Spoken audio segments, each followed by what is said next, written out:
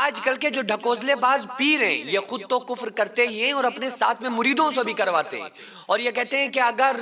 تم نے اپنا پیر ہمیں نہیں بنایا نا تو پھر جس کا کوئی پیر نہیں ہوتا ہے اس کا پیر شیطان ہوتا ہے۔ تو وہ مرید کیا چاہتے ہیں؟ مرید جب کوئی انسان ہوتا ہے کسی پیر کے سپرد اپنا ہاتھ کرتا ہے تو اس کا خیال یہ ہوتا ہے کہ بھائی اب تو ہم نے اپنے پیر کے ہاتھ میں ہاتھ دے دیا، اب تو کسی کا باپ بھی ہمیں جہنم میں نہیں بھیج سکتا۔ لیکن انہیں نہیں پتا ہوتا ہے کہ صرف پیر کے ہاتھ میں ہاتھ دینے سے کسی کا باپ تمہیں جنت میں نہیں لے جا سکتا۔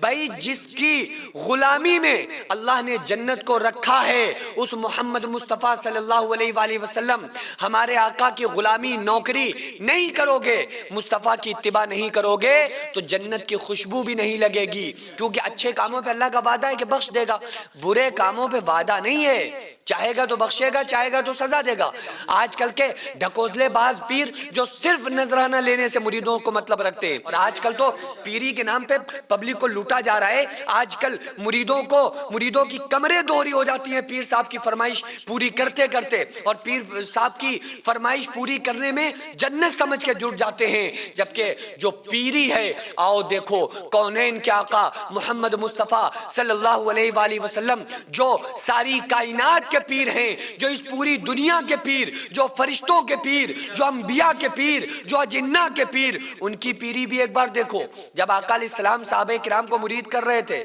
صحابہ بیعت ہو رہے تھے اور یہ کہہ رہے تھے قصاص عثمان کے وقت حضرت عثمان کے بارے میں مشہور کر دیا گیا کہ حضرت عثمان کو شہید کر دیا گیا، تو صحابہ کرام آقا علیہ السلام کے ہاتھ پہ ہاتھ رکھ کے بیعت کر رہے تھے اور کہہ رہے تھے یا رسول اللہ صلی اللہ علیہ وآلہ وسلم ہم آپ کے ہاتھ پہ ہاتھ رکھ کے بیعت کر رہے ہیں، آپ سے ہم عہد کر رہے ہیں، معاہدہ کر رہے ہیں کہ آج سے نماز پڑھیں گے، قرآن پڑھیں گے، دین کے کام کریں گے اور حضرت عثمان غنی کے خون کا بدلہ لیں گے کہ ان لوگوں نے عثمان غنی کو بلا وجہ شہید کر دیا۔ تو آقا علیہ السلام سے وہ سینکڑوں صحابہ کرام، ہزاروں صحابہ کرام بیعت ہو رہے ہیں، تو پردے کے اندر سے ایک عورت نے اپنے ہاتھ کو بڑھایا اور کہنے لگی کہ یا رسول اللہ صلی اللہ علیہ وآلہ وسلم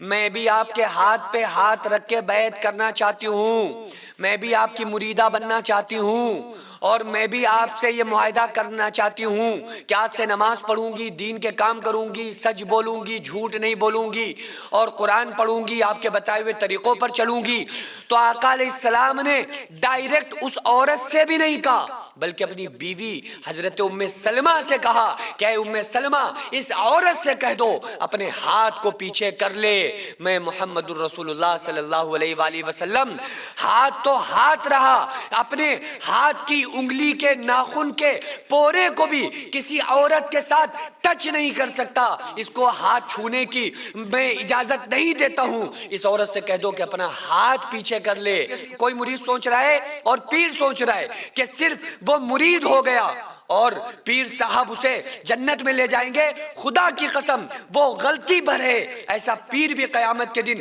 جہنم کے اندر پڑا ہوا ہوگا، جو مصطفیٰ کے دین سے دور ہوگا، جو مصطفیٰ کی شریعت سے الگ ہوگا، جو مصطفیٰ صلی اللہ علیہ وآلہ وسلم کے کردار کو اپنی زندگی میں نہیں لائے گا،